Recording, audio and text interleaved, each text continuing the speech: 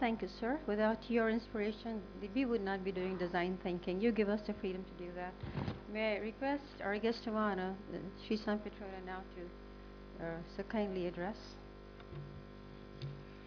Good morning, everyone. First of all, thank you for giving me this opportunity. I firmly believe that design can transform quality of life in India in a significant way. I believe design is a platform and not just a subject. It's a way of life. It requires ecosystem, change in mindset, and it has far-reaching implications on everything we do. We have had some great traditions in design. When I look at Indian jewelry, when I look at Indian temples, Taj Mahal, even what we do with potato in India, I think a lot of credit goes to our design talent. I tell a lot of my European colleagues that your idea of potato eating is boil it or smash it. And Indians probably have 100 different ways of eating potato. And that's the Indian creativity. But somehow we don't get credit for it. I think in the last 50 years, we have really not paid enough attention to design, innovation, creativity.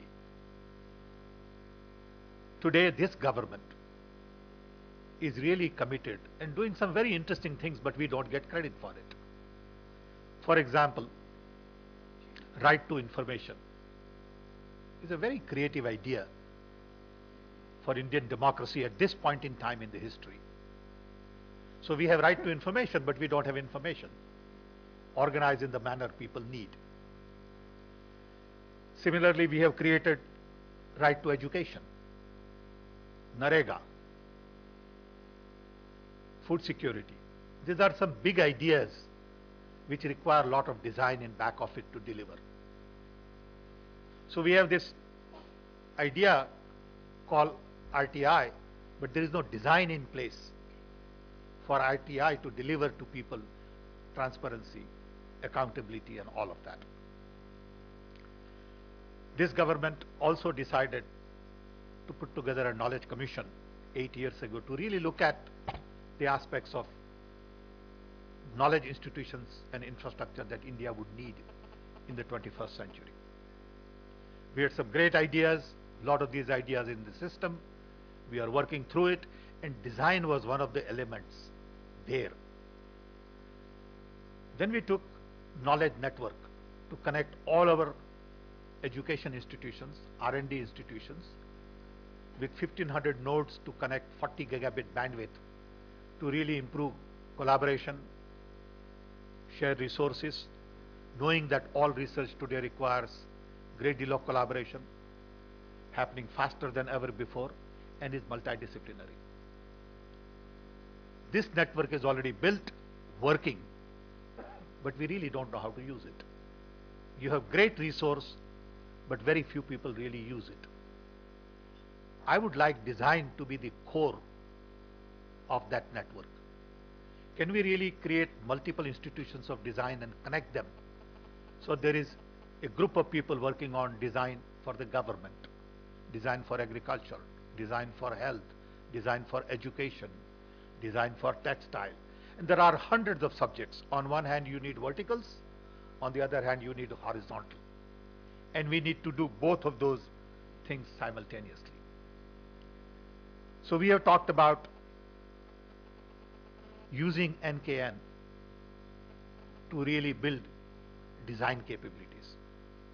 In addition, we are now building a network to connect 250,000 local panchayats to optical fiber. So then you will be able to see design at the local level. These two networks are going to cost us about $10 billion. In addition, we are creating platforms like UID that Nandan Nilekani is working on, GIS platform that Dr. Kasturirangan and Dr. Ramaswamy are pushing, then application platform. So when you put all of this together, government is spending about 100,000 crores on creating these new infrastructure. How can design people use this infrastructure and not think of design in the old paradigm where there is a physical design school? I think you got to look at design in light of the new paradigm, which is networking, hundreds of gigabits of bandwidth available, and access to everybody. This is happening in India. It will happen in the next few years, but I don't think our people really get it. Sometimes it is helpful that they don't get it, so you can get it done before they get it.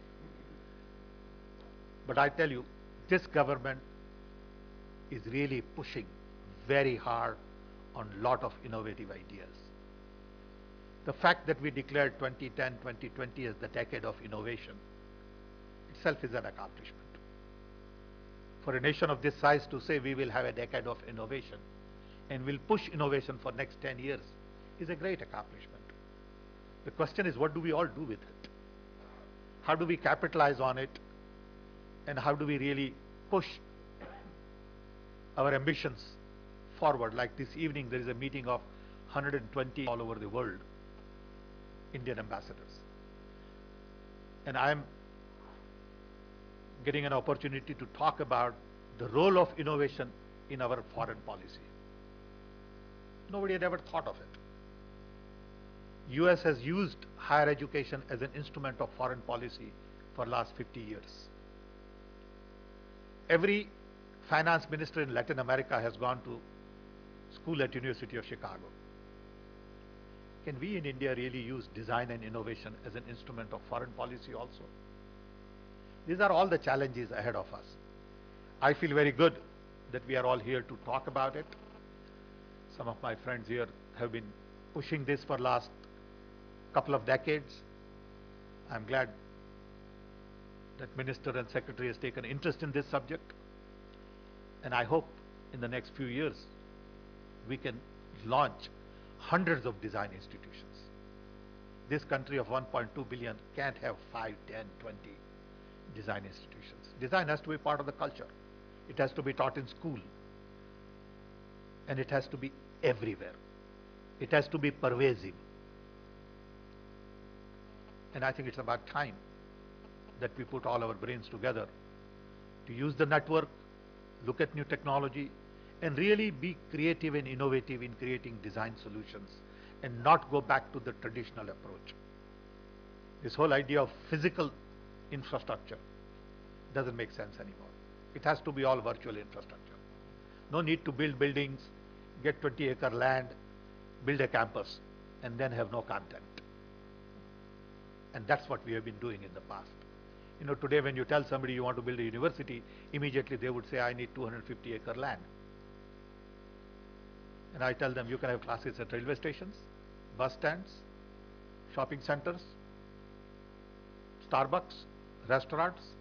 You really don't need physical space. This is pushing one side, but it is possible today to link. And there is no issue today in terms of brain drain. It is all about brain chain. So design is a classical way of chaining all our design brains together in the country and build awareness, institutions, infrastructure, and ultimately improve productivity, efficiency, reduce cost, create employment, and really focus on Indian needs, which is inclusive growth, Indian model of development. I don't think Western model of development is going to deliver results we need. You know, everyone is following US model of development, which is based on consumption, which I believe is not scalable, sustainable, desirable, workable in India. We need our own model. India is too big to have somebody else's model. And we have our model in Gandhian thinking in terms of rural development, decentralization, frugal innovations, you know, low cost, affordability, scalability, sustainability. All of these are standard Indian ideas. We have been at it for a long time. Can we revive it and not look to West for design solutions, but look inside? With this, once again, I want to thank Honorable Minister, Secretary and others for giving me this opportunity. and I'm delighted to be part of this. I'm convinced that this is the way to do it. I've been on the board of Design Institute in Chicago, Institute of Design. And about 6 years ago, I told Patrick Whitney, who is the head, I said, Patrick, have you ever designed slums? And he said, what do you mean? I said, have you been to India? He said, no. I said, why don't you go to India? So we sent him to India with 6 students. They went to Dharavi. They spent a week at Dharavi. And every day they will call me in Chicago and they said, look, this is a gold mine for design PhDs.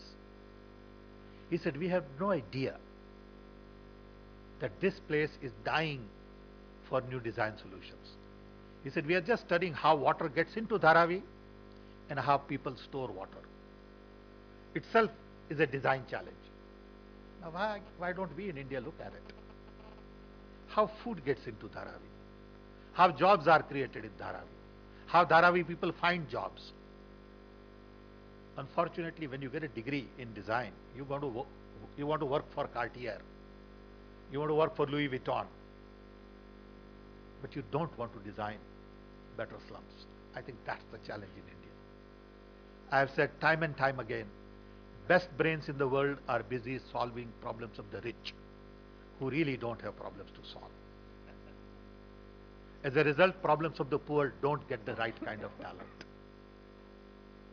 India needs the best design talents to solve the problems of the poor. Thank you.